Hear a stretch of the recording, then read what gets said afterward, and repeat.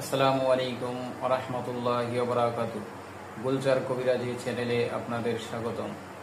আপনাদের মাঝে একটি আল্লাহর সিফাত গুণবাচক নাম নিয়ে হাজির হলাম। এইটার ফজিলত বর্ণনা করে শেষ করা যাবে না। তাই আমার যতগুলো রোগীকে দিয়েছি, যতগুলো মানুষকে দিয়েছি, যেখান থেকে সুফল পেয়েছি সেটা আমার হাজারো পরীক্ষিত, অফুরন্ত পরীক্ষিত, হাজার বললে চলবে না, অগণিত পরীক্ষিত। তাই আপনাদের মাঝে আমি এই আমলটা নিয়ে আসলাম। যদি আমার চ্যানেলটা ভালো লাগে থাকে সাবস্ক্রাইব করবেন, লাইক দিবেন, শেয়ার করবেন, নিত্য নতুন ভিডিও পেতে আমাকে সহায়তা করবেন ইনশাআল্লাহ।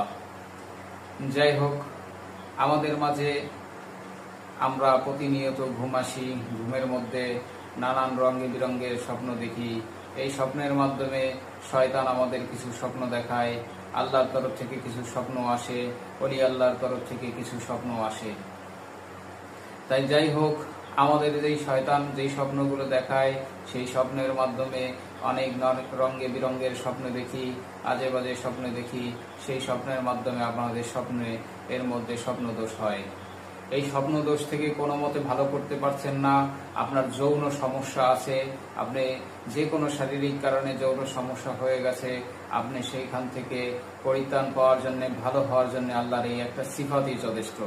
যদি সুন্দর সবলভাবে সুস্থভাবে আপনি সঠিকভাবে আমল করতে পারেন ইনশাআল্লাহ, এটা আমার হাজার হাজারো পরীক্ষিত। আমার যতগুলো মানুষকে দিয়েছি তারা অবশ্যই সুফল পেয়েছে। আপনি উপরে দেখুন, ইনশাআল্লাহ সুফল পাবেন।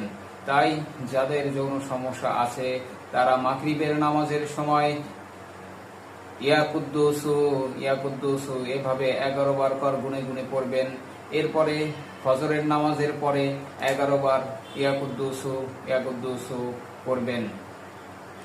আপনাদের প্রতিদিন পড়লে আস্তে আস্তে ধীরে ধীরে আপনাদের যৌন সমস্যা ভালো হয়ে যাবে ইনশাআল্লাহ। এটা আমার পরীক্ষিত আমল। আর যেই নারীদের সমস্যা আছে, সাদা সিরাপ আছে, তারাও যদি এই আমল করে ধীরে ধীরে ওই রোগ থেকে মুক্তি পাবেন ইনশাআল্লাহ। এটা আমার পরীক্ষিত আমল। আর যাহাদের স্বপ্নদোষ হয়, রাত্রে স্বপ্নের মধ্যে আজে বাজে স্বপ্নে দেখেন, মেয়ে হোক আর ছেলে হোক, তারা ঘুমানোর পূর্বে বালিশে মাথা রেখে 11 বার পড়বেন ইয়া কুদ্দুসু। আপনার স্বপ্নদোষ হবে না ইনশাআল্লাহ। আমি গ্যারান্টি দিলাম আমার আল্লাহর উপরে ভরসা রেখে। আপনারা এই আমলটা করেন, ইনশাআল্লাহ কামিয়াব হবেন, অবশ্যই কামিয়াব হবেন। এর আরো অনেক ফজিলত আছে, আমি 2টা ফজিলতের কথা বললাম।